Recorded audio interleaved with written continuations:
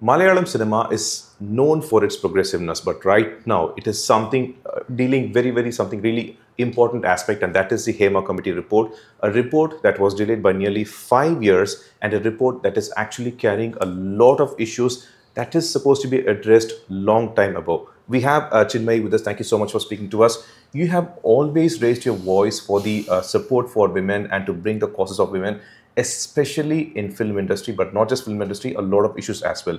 So how do you see this Hema Committee report? I think this is the most important thing that I want to mention here is hats off to the WCC. They have persevered. They came together to do something important. It has not been done in any other industry so far. All of these are, these open secrets, and everybody knows about this. Everybody knows this happens, sort of an industry, right? We are talking about sexual abuse and sexual harassment and the abuse of power, especially in multiple other industries. Right now, we are talking about medicine and the kind of abuse that happens there. However, with the film industry, it's always gotten a very bad reputation, right? So thinking that, this is somehow normal if you have to be in media and in arts, basically. So I am really grateful for the amount of work that the ladies in the WCC have put together. And if not for that push and their perseverance, I think the Hema Committee report wouldn't have come through.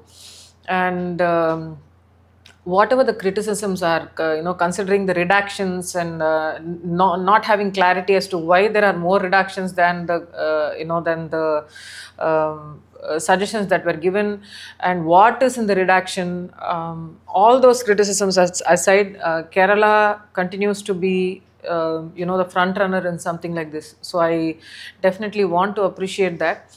And 5 years of not releasing this, I understand, because there are repercussions to it. But look at it. Immediately after, there is Mr. Siddique has resigned from his post as General Secretary from the AMMA, and Mr. Ranjit has resigned. That's actually a government organization, apparently, the Kerala Chalachitra Academy, if I get it right.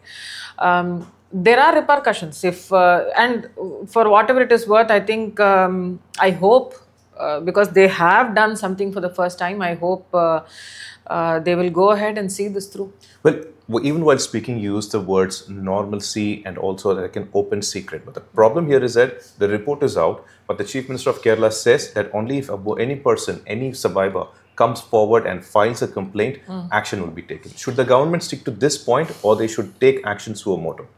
See, even from what I understand, even suo motu cognizance requires somebody to come forward and put something on record. I understand that. I understand what the law expects.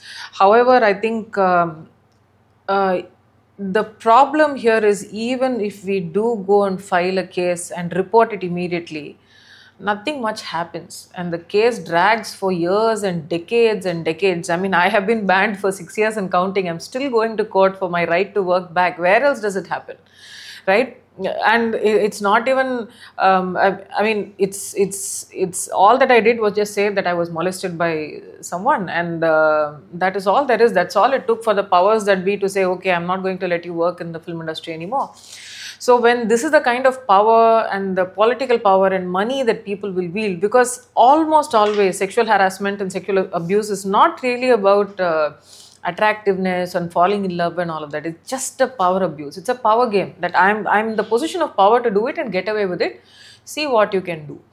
So especially after the 2017 actor assault case, this is very important when they speak about a power lobby. The power lobby exists everywhere, and it's always a nexus between politics, money and power. So to speak up against all of this requires a lot of support. First thing from the family, and right now they are saying that there has been a change in the mindset in the public as well in Kerala.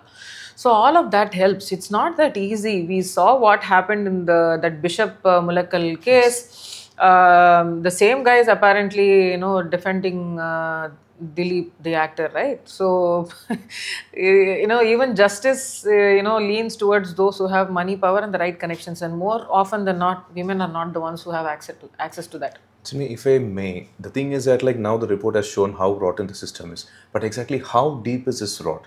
Who can bring this out? It is pretty deep. It is pretty deep across societies. I mean, you would know, you are reporting and you are observing a lot of these things. You know how much actually comes to light, how much doesn't, right? Not just in the film industry and across the board, especially in education. The number of PhD scholars who say that their mentors are abusing their position of power, the kind of people,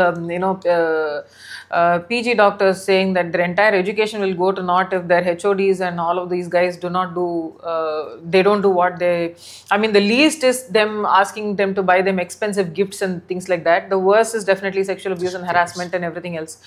So it's rampant, and it's just power abuse that we need to, keep questioning. And as usual, the standard response will be now, even as silly as the recommendations were, that, women doctors' working hours should be curtailed. They should also, who's going to, one of the first questions that I asked is, especially when you say that the woman doctor should not be available at night time. You have taken care of the doctors, but what about the nurses, right?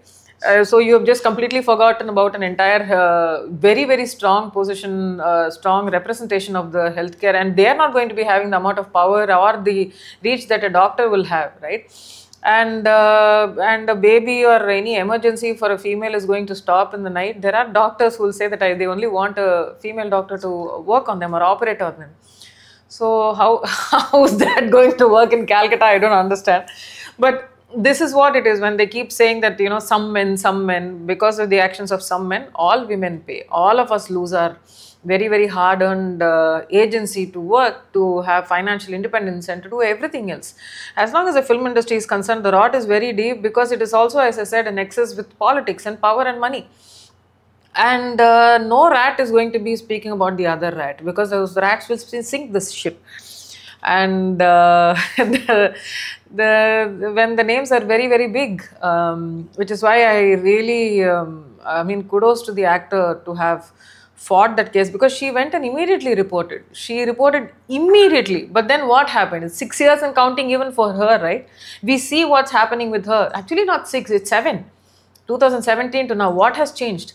So it's going to the wheels of the legal system turn very, very slow and very painfully. Who has the strength? I mean, look at the Ajmer case, 32 years and counting, right? It took 32 years for justice to happen. Who has the patience and the time and the money?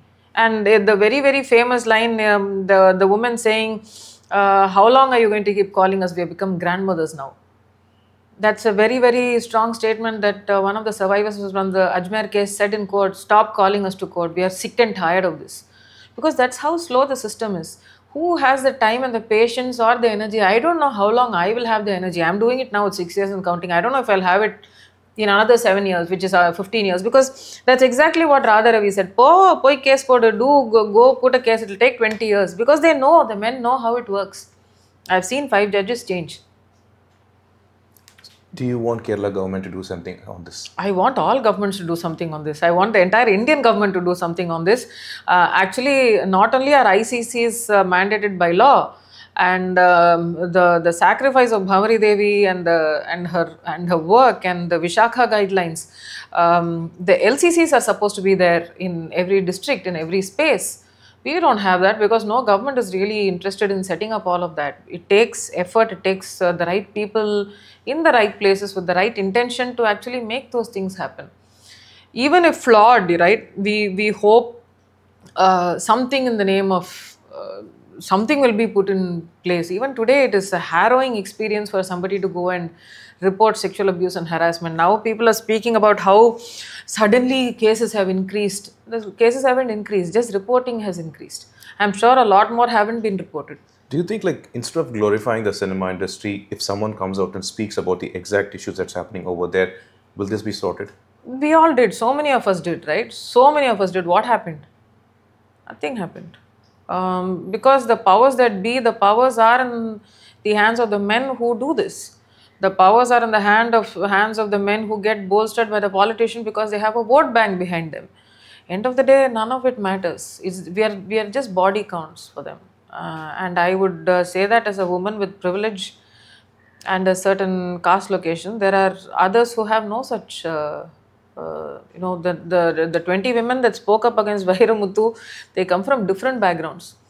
And most of them don't have the kind of support that I have from family. Almost all of them don't, except I think one or two women came out and spoke in the media. But the others don't. And look at the politicians in Tamil Nadu who have bolstered him, right? They continue to, because money, power, connections, whatever else that makes their boat sail, because they are not going to call out the other rat. I wish everybody in India does something about it. Not just the government. I wish the people would do something about it, because when the people do something, then the representatives will follow suit. That is what I was going to ask you, because Malayalam cinema we know, but like compared to Tamil cinema, Malayalam cinema is only 10%, and the kind of the neighboring state we call on social justice and it's a lot of things, and you have been fighting a lot of things inside Tamil cinema. Right. Should the government take a response from that, what is happening in Kerala, and constitute its own committee? Will you go ahead for that? I don't think they'll do it here in Tamil industry. Will you actually legally ask for one? Ask whom? The government. The same government which is platforming my molester? Seriously? I don't think so. That's not going to happen. Whom do I ask? Anybody, ma'am? Or Stalin, sir? Every other DMK event, every other event of the government, because the IT cell will come right back and all of their supporters will come and say, why are you constantly questioning the DMK government, because Mr. Vairamuthu is not a politician? Then why is he on every stage? If there is an India Alliance meeting, he's right there. Why?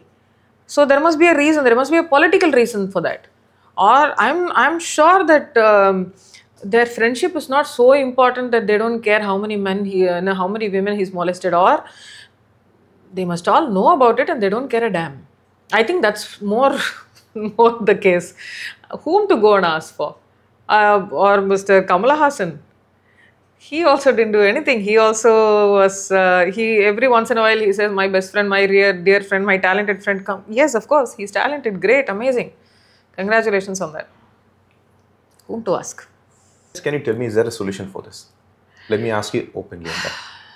Is there a solution? The only solution is if people, each person, right, each of us will actually look into our own circles and see if change can happen. Casual sexism, all of these wife jokes, rape jokes, sexist jokes, misogynistic jokes, casteist/sexist jokes, slurs like that. There is so much that each of us need to change in our own way. Just look at your own friends when you go out drinking or when you're hanging out, you're partying. Look at what happens. How do you judge a woman who's drinking? How do you judge a woman who's smoking? How do you judge a woman who's wearing something that you think is not appropriate? The kind of, or even otherwise, even today, I think this is something that I keep flagging in the name of fan wars. Two opposing fans of two opposing, so-called opposing stars. The stars are fine. They are hanging out. They'll make money. Their next movie is going to make money. But these fans will be, after each other's necks, as if their lives and family and their next their food is going to come from that. But they will be photoshopping male genitalia over the female family members of the actors. They will be abusing the children, minor children, babies, toddlers. I've seen that. I just flagged something like that today. And speaking about it and actually using those examples and that photographs will actually mean dragging the child also. And I can't show those examples because why? And if this is a society today in 2024 where the standard response to an average or a below average man on social media is basically starting with, hey, you slut, in either Tamil or in Telugu, because these are words that we are all used for. We are all used to in Hindi, in English, in Tamil, in Telugu, Malayalam, all of that. Malayalam, all the different kind of slurs that and if they know your caste location, your caste is also attached to the slut word, right? So all of this, if at least in their own circles, if people corrected those in their own families, in their circles, because a number of sex offenders and abusers, actually a lot of people are right there in families, and family members ask their own survivors to shut up. And that, I think, is the bigger problem than most other things. I mean, imagine going to your own mom and dad and saying your uncle or your grandfather is molesting you and your parents asked you to shut up. That is nothing more traumatizing than that. And I hear stories like that from various girls on a daily basis. 15, 20. And I have 1 million followers on Instagram. And if I had to count the number right from the time I spoke up in the Me Too movement, it's going into millions already. And those are the number of cases that have not been reported. Some have died, some have continued to live in and continue to get invited to their family functions, and the girls or boys are expected to tolerate. And today we are in a very dire situation where there is no law, there is no legal system, there is no space for men to go and report cases of sexual abuse, sexual assault. Neither can young boys. I mean, thankfully, I think hopefully POCSO takes care of that. But what if there is like an 18-year-old boy who gets gang raped? Then what? Where are your laws for that?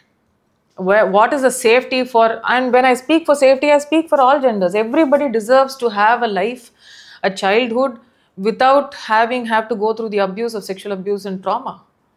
And who has the will or the muscle to do that? Definitely politicians have it. But today, when 151 MPs in the parliament are accused or have cases of rape, sexual assault, abuse, domestic violence, who do we go to? They are the ones who are writing our laws, right?